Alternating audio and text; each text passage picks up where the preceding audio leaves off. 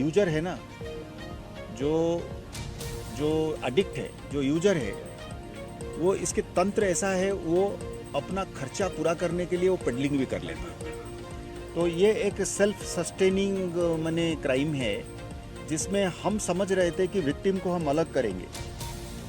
तो वो जो विक्टिम है, ये इस तरीके का विक्टिम है ये क्राइम में, जिसका एक तार जाके जुड़ती है, इस क्राइम में जुड़ जाती है, क्योंकि उसकी खर्चा मतलब इतना महंगा होता है ये चीज़, है ना।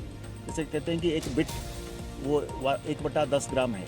अब 1/10 ग्राम बिट जो है, मैंने सुना, मेरे हिसाब से हम जो नॉलेज है उसमें 1500 से 2500 तक वो बिक्री होती है। तो 2500 अगर वो एक बार खाता है, उसको कुछ लोगों को शाम को फिर दोबारा ज़रूरत पड़ जाती है। तो इसका मतलब 3000 रुपया अगर किसी बच्चे को ज़रूरत पड़ता है दिन में, तो वो 90,000 रुपया कहाँ से लाएगा?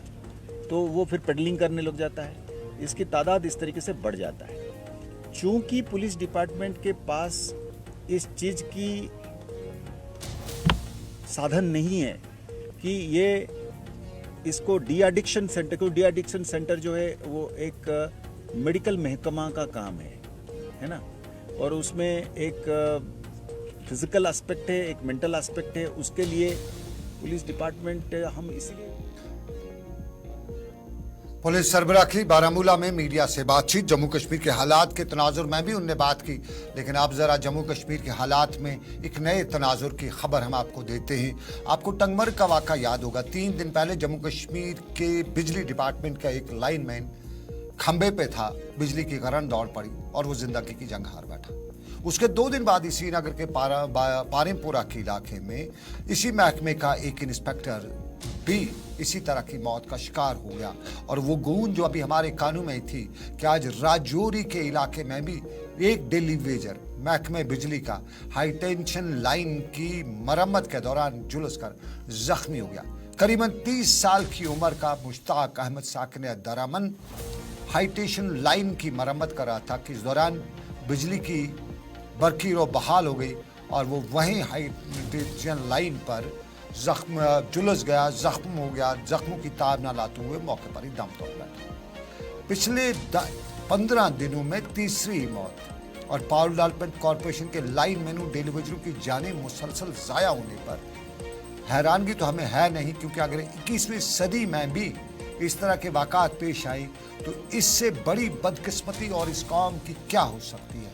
रिसीविंग स्टेशन और ग्रिड स्टेशन में पावर डेवलपमेंट कॉरपोरेशन के जो मुलाजमीन ड्यूटी देते हैं, क्या वो इतने गैर संजीदा हैं?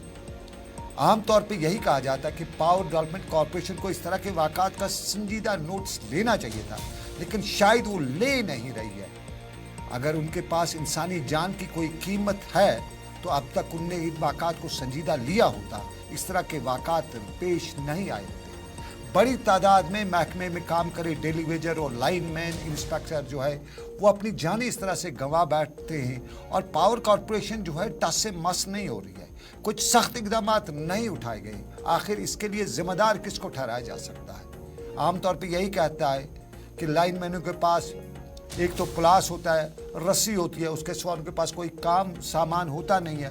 तो वो न होने के बावजूद, सामान न होने के बावजूद भी उन्हें हाई स्टेशन जो है, हाई पावर लाइन पे चढ़ा तो दिया जाता है, लेकिन उसके बाद दूसरा अलमिया जो है, जो ग्रिड स्टेशन या रिसीविंग स्टेशन पे बैठे उनके मुलाजिम होते हैं, वो किस खेत की मूली है, वो किस मर्ज की दवा है, उनका कौन सा इलाज करेगा? क्या उन्हें मेंटल अस्पताल में उनका इलाज होगा, या वो मेंटल अस्पताल से आए हुए लोग होते हैं जो ये सब कुछ देखते हुए रोज ये खबर बनते हुए भी तमाशा देख रहे हैं और इंसानी जान की कीमत इस महकमे में कोई कद्र कीमत नहीं रखी गई है। तो इसी चीज को लेकर आज वहां पे मुजाहिरा भी हो रहा था। मुजाहिरे में देखिए राजौरी के बेचारे लोग क्या बता रहे हैं। मौत हुई, मुजाहिरा हुआ, कल वही होगा। महकमे कॉरपोरेशन जो है अपनी गलतियों से या अपनी नाअहलियों से बाज नहीं आएगा।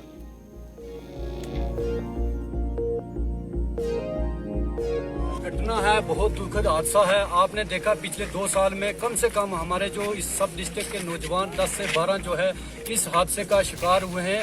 इन बिजली वालों का तालमेल क्यों नहीं रहता? मेरे को लगता है कि जान के हमारे नौजवानों की जो है मृत्यु की जाती है और मर्डर किया जाता है। मैं ये कहना चाहता हूँ कि ये एक तो होता है ना हादसा, हादसा नहीं है, बल्कि ये जो है मर्डर किया गया है डिपार्टमेंट वालों की तरफ से। यहाँ AEE जो है बहुत ही नालायक ऑफिसर बैठाया गया है, इसको जल्द से जल्द उठाया जाए।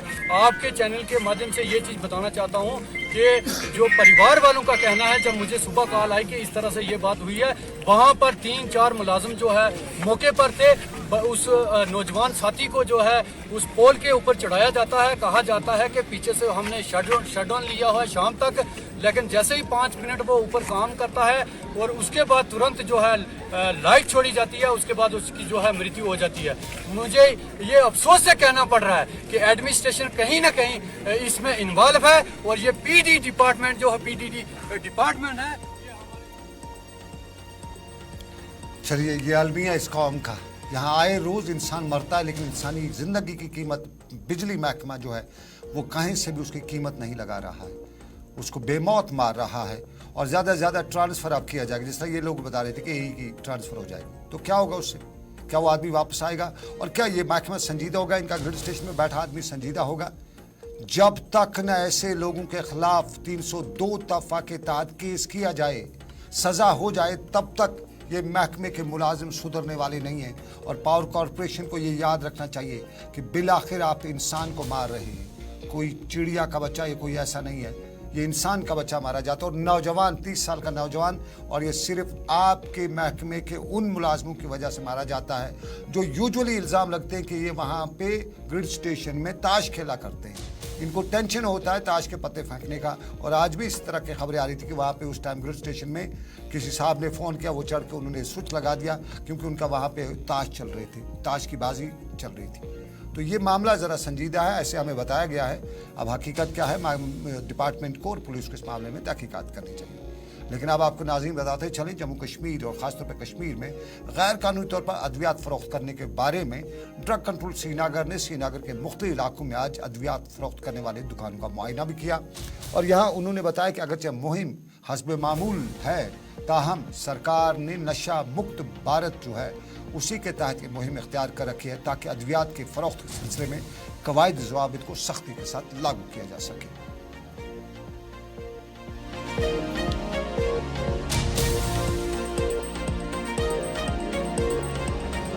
पार्ट एंड पार्सल ऑफ हमारा जॉब है कि inspections, routine inspections, to check the licences, to check presence of qualified person, कि जिसको हम लाइसेंस देते हैं क्या वही शख्स बैठा है, वही उसी की प्रेजेंस में डिस्पेंसिंग ऑफ मेडिसिन हो रहा है कि नहीं।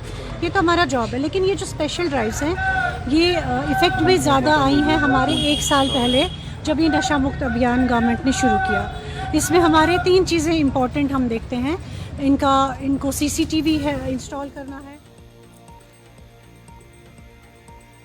श्रीनगर में अद्वियात फरोशों के खिलाफ मुहिम थी, तो हंदवाड़ा कस्बे में भी और आसपास के इलाकों में भी आज अद्वियात फरोख्त करने वाले दुकानों का तहसीलदार ने टीम के हमरा दौरा किया, मुआयना किया और कवायद ज़ाबित की खिलाफ वर्जी करने वाले अद्वियात फरोश के खिलाफ कार्रवाई अमल में लाते हुए इस मुहिम के दौरान हंदवाड़ा में 1 दर्जन और हंदवाड़ा और श्रीनगर में 1 दर्जन करीब दुकानों को सील भी किया गया।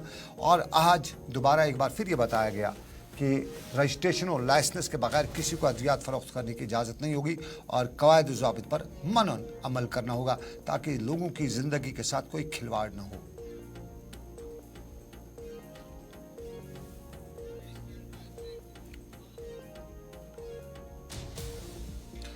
और नाज़रीन, आपका अब ज़रा बताते चले, महकमा मौसमियात ने पेशन गोई की थी कि आज बाद दोपहर से कश्मीर में वेस्टर्न डिस्टर्बेंस इंटर होगी। आखिरी खबरें मिलने तक अभी बीच में कहीं अटकी पड़ी है, कश्मीर नहीं पहुंची है। महकमा मौसमियात ने ताज़ा पेशन गोई में बताया था कि शदीद बर्फबारी होगी, इंतज़ार करें। लेकिन इस इंतज़ार में सरकार भी पूरी तरह से तैयार है और हमारे जो मैकेनिकल इंजीनियरिंग विंग हैं, दूसरे इदारे आज दिन भर तैयार रहे। कोई गाड़ी को ग्रीस कर रहा था, कोई तेल फिट कर रहा था, डोजर वगैरह तैयार किए जाते, चेकिंग की जाती थी, इंतज़ामिया मीटिंग्स पे मीटिंग्स कर रही थी, डिविजनल कमिश्नर देख रहे थे और ये सारा कुछ मामला जो है वो आज देखा जा रहा था। और सरहदी जिला कुपवाड़ा में जिला तरक्याती कमिश्नर कुपवाड़ा आयुषी सुदन भी दूर दराज के इलाकों पर नजर रखी हुई थी और कुपवाड़ा में दूर दराज के इलाकों पर नजर रखते हुए उन्होंने एडवाइजरी के हवाले से भी बताया कि ये जो मामला है इस पर सरकार ने पूरी तरह से नजर रखी हुई है। बर्फ हटाने के लिए इंतजामिया तैयार है और इंतजामिया जो बर्फ हटाने के लिए तैयार है उसके साथ साथ लोगों को भी ख्याल रखना चाहिए। और आपको बताते चले सरहदी जिला कुपवाड़ा में आज एक ब्लड डोनेशन कैंप का भी इनेकाद किया गया था और यहाँ 50 से ज़ायद लोगों ने कुनन पोशपरा में खून का अतिया दिया और आयुषी सुदन ने उस खून के अतिये के दौरान उन लोगों की पीठ भी थपथपाई। साथ में उन्होंने बताया कि इंतज़ामिया अलर्ट है और हवाले और इंतज़ामिया ने पूरी तरह से तैयारियां मुकम्मल कर रखी हैं। श्रीनगर में आज एसएमसी कमिश्नर डॉक्टर उवैस ने वाटर वर्क्स डिवीजन एसएमसी के ऑपरेशंस और इकदामात का जायजा भी लिया। जायजे का मकसद पानी की फराहमी में डिवीजन की पेशरफ्त का जायजा लेना और शहरी श्रीनगर में मुस्तकबिल में पानी के इंतजाम के मुवस्सर निज़ाम की हिकमत अमली अपनाना था।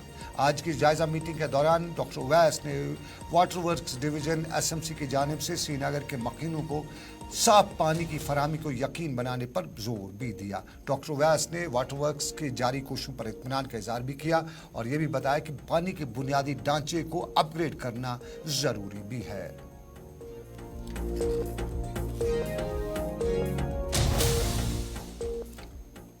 और नाज़रीन आपको बता ही दे तेंदुलकर कश्मीर में पहलगाम जाते जाते आज उनने कश्मीर के बैट को भी देखा और बैट फैक्ट्री में जाके लोगों से बात भी की और लोगों से बात करते हुए खाने में उन्होंने कारीगर और फैक्ट्री मालिकान से बात की और उनने कश्मीरी बैट की तारीफ करते हुए बताया कि कश्मीरी बैट का अपना एक मुकाम है और कश्मीरी बैट से चौका और छक्का लगाने में जो मज़ा आता है वो किसी और बैट का नहीं है। उन्हें यहाँ की लोकल मेज़बानी भी की गई और लोकल मेज़बानी करते हुए फैमिली के साथ तेंदुलकर ने कश्मीरी पकवानों की तारीफ की। तो मेहमान नवाजी की तारीफ क्यों नहीं करते। और मेहमान नवाजी की तारीफ करते हुए तेंदुलकर घर में रिवायती कश्मीरी अंदाज में बैठे रहे तकिया बिछा के और लोगों ने जो मेज़बानी उनकी की उसकी उन्होंने खूब तारीफ भी की।